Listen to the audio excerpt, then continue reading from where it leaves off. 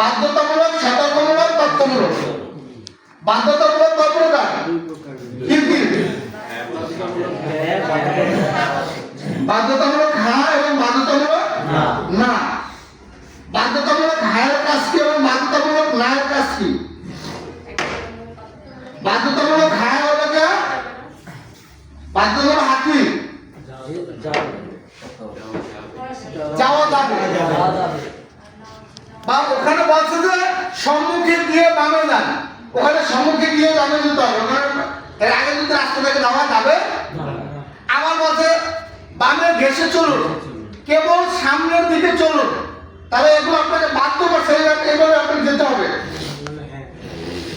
বুঝতে পারছেন? আরেকটা হলো বাধ্যতামূলক নিষেধ ছিল, যেমন মনে করেন পার্কিং নিষেধ। দেখেন ওখানে কিন্তু কোনো কিছু মাঝখানে কোনো কিছু লেখা নাই। বুঝতে পারছেন? ওটা বলে কি পার্কিং নিষেধ, আর হলো থামা নিষেধ, আর হলো সর্বোচ্চ গতিসীমা। লালের ভিতর থাকলে বুঝতে হবে সর্বোচ্চ গতিসীমা। তাহলে আবার আছে মনে করেন সতর্কমূলক ছিল, ত্রিভুজ, লাল ত্রিভুজ ছিল, টি জংশন, তারপরে লাগে চৌরাস্তা, 500 রাস্তা। হ্যাঁ, এইভাবে আমাদের এই সাইনগুলো আমাদের ভালোভাবে মুখস্থ করতে হবে। যদি আমরা সরকার চলতে যাই, আমি মনে করেন যে আমি গাড়ি চালানো শিখছি শখে, আমাদের এগুলো তো দরকার নেই। আচ্ছা, একটা মানুষ চালক, যাত্রী, পথচারী, সে কয়জন? তিনজন।